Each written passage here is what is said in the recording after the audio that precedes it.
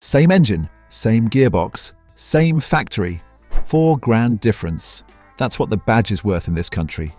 Two compact SUVs sitting on the same forecourt, built to the same standard, doing the same job, and one of them costs thousands more because of the name on the boot lid. Britain has a reliability blind spot. Ask most buyers to name a dependable used SUV, and you'll get two answers. Both Japanese, both bid up so hard that a tired high-mileage one now costs more than a clean example of the cars I'm about to show you. Meanwhile, there are SUVs sitting on forecourts right now with proven engines, no turbo waiting to fail, and a timing chain instead of a belt in the oil, being ignored purely because the brand doesn't have the reputation, not because there's anything wrong with the car. I'm Roy Stroud. I'm 45, 22 years in independent workshops here in the Midlands, and I've never worked for a dealership in my life. No badge loyalty, nobody paying me to be nice about a gearbox. I just see what comes through the door, and what comes through the door tells a very different story to what gets recommended online. Before we get into it, hit subscribe. This one could stop a mate paying a £4,000 premium for a badge. Right, the methodology. Every car here was sold in Britain in real numbers, so parts and independent specialists actually exist. That matters more than any survey. The reliability picture comes from the What Car? Reliability survey, the Honest John Satisfaction Index and UK Warranty claim data covering tens of thousands of real repair requests. The mileage evidence comes from DVSA-MOT records, which show over 6 million vehicles in this country already past 100,000 miles, and one honest correction to how these lists usually get made. Four-wheel drive is not the point in Britain. We don't have the winters for it. What you want is a simple engine, a conventional gearbox, and a car nobody's fighting you for. If it happens to have all-wheel drive, that's often why it's cheaper, because the fuel economy put everyone else off. 5 down to 1, then a premium bonus at the end. Number 5, the Mitsubishi ASX. Start here because this is the purest example of what I'm talking about. Mitsubishi has effectively wound down as a mainstream presence in Britain, and the market has punished the used values accordingly. But look at what the car actually is. The naturally aspirated petrol version uses port injection and a timing chain, no direct injection carbon problem, no belt sitting in the oil, no small turbo working flat out to do a big engine's job. Every single failure mode that's currently emptying people's bank accounts on modern engines simply isn't fitted. The honest concession? It's dated inside, the ride is unremarkable, the interior plastics feel every bit of their age, and before you buy, you want to satisfy yourself about parts supply, and whether there's an independent near you who knows them. Don't buy one 200 miles from anybody who's ever seen one, and check the underside properly. A torch, the sills, the subframe and the brake lines, because British winters and gritted roads are unkind to cars nobody was precious about.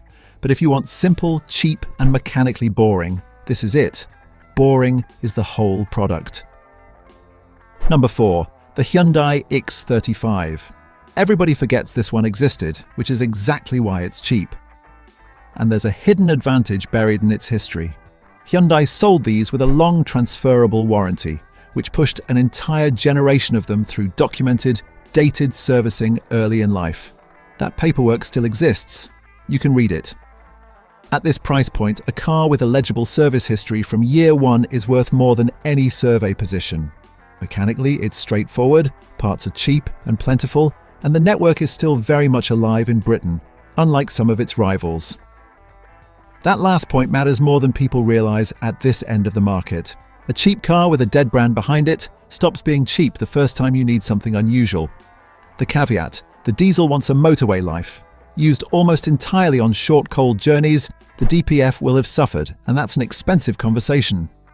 Check the MOT history for the pattern of miles, not just the total.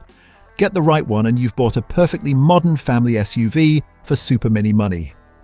Number 3, the Suzuki S-Cross. Now this genuinely annoys me because the data has been pointing at Suzuki for years and nobody looks. Suzuki finished third for reliability in the most recent What Car? Survey, and in UK warranty claim data, the brand records one of the lowest claim rates on the entire market, sitting up there with Lexus and Toyota.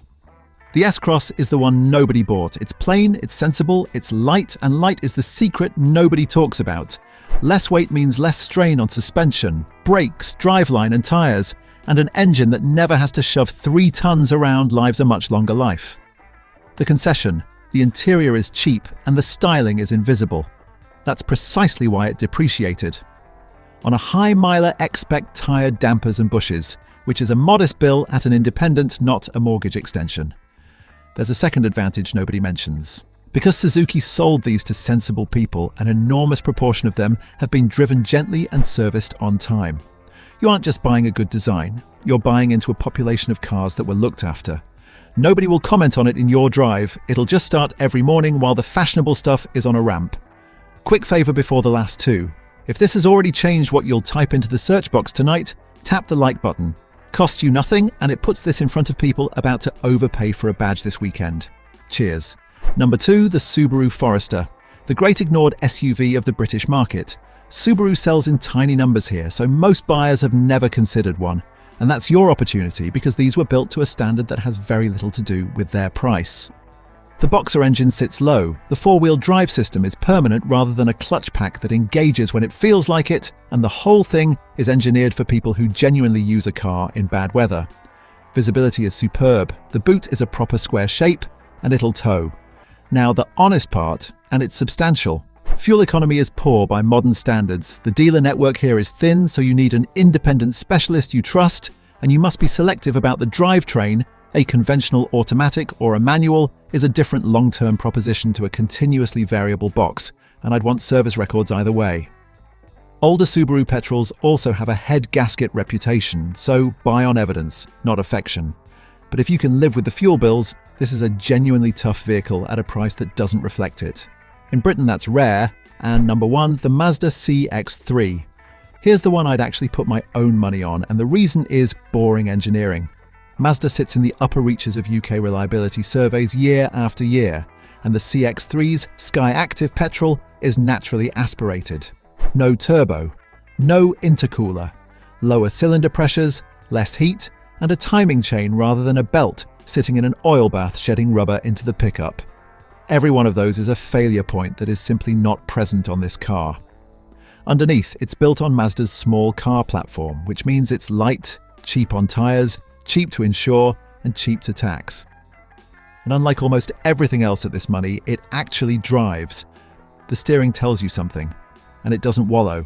The concession is real, and you need to hear it. It's small inside, genuinely small. The rear seats are tight for adults, and the boot is modest for the class. The ride is firm on the bigger wheels. If you regularly carry 4 people and their luggage, this is not your car. But if you're a couple, a single driver, a commuter, or somebody buying for a son or daughter, this is the most sensible cheap SUV in Britain, and it's sitting there being ignored because the badge isn't Japanese enough for people who don't realise Mazda is Japanese. And the bonus pick, for anyone who wants the reliability wrapped in leather, the Lexus RX. Lexus has taken the Auto Trader Driver's Choice Most Reliable Brand Award 4 years running, and in UK warranty claim data Lexus records the lowest claim rate of any manufacturer analysed. The Hybrid RX is the version we got in numbers here, and mechanically, it's the same argument as everything else on this list, just plusher. A naturally aspirated petrol engine doing gentle work, an ECVT with no clutches and no gears to change, and electric motors handling the hardest moment in a car's life, which is pulling away from a standstill. The trade sees these at very high mileages with the drivetrain untouched. That's not brand loyalty talking, that's what turns up. I'll be straight with you on 2 things though. Depreciation is what makes a used RX affordable, but the running costs aren't a super minis. Tyres, brakes and servicing are premium priced, and if the hybrid battery ever does need attention, that's a serious bill. And Lexus slipped in the most recent What Car survey, dragged down by battery faults on one small newer model. That's a specific problem on a specific car, not the big hybrids, but you deserve to know the data isn't unanimous. Let's run them back. 5. The Mitsubishi ASX. Port injection. Timing chain. Destroyed by brand perception. Check parts supply. 4. The Hyundai iX35. Forgotten, cheap, and the long warranty left a paper trail you can read. 3. The Suzuki S-Cross. one of the lowest claim rates in Britain in the most invisible car on the road. 2. The Subaru Forester. Properly built, properly ignored, be selective and budget for fuel. And number 1, the Mazda CX-3. No turbo, chain not belt, cheap to run, just don't buy it if you need space. Plus the Lexus RX if you want all of that with a leather interior. Here's my honest takeaway. None of these are secret supercars, and I'm not telling you the badge means nothing. A strong dealer network and good parts availability are genuinely worth money, and that's a real reason some brands cost more. But the premium has gone too far. What actually determines whether a cheap SUV gives you 4 good years is the same 3 things it always was: a simple engine, an honest service history, and how the miles were done. Long, warm motorway miles are kind to a car. Short, cold journeys kill them. Read the MOT advisories before you read the mileage. The advisories tell you the truth about the previous owner, and the mileage doesn't. And be honest with yourself about what you actually need. Most people buying a compact SUV in Britain never take it off tarmac, never tow, and never carry more than 2 passengers. Every pound of that £4,000 badge premium is buying reassurance, not capability. Do that, and the badge becomes what it always should have been: a logo, not a £4,000 tax. So tell me in the comments, what's the least fashionable car you've ever owned that simply refused to die? And which one of these would you never touch? Whatever the data says? I read them all, and the trade experience down there is often better than anything I could tell you myself. If this helped, hit like, subscribe, and I'll see you in the next one. Look after it, and it'll look after you. This video is based on publicly available MOT data, reliability surveys, warranty claim indexes, and independent review evidence current at the time of publication. Individual vehicle outcomes vary considerably, and condition, service history, and previous use matter far more than any model average. Some models may have had subsequent updates, recalls, or improvements. Always obtain current information and independent advice before making any purchase decision.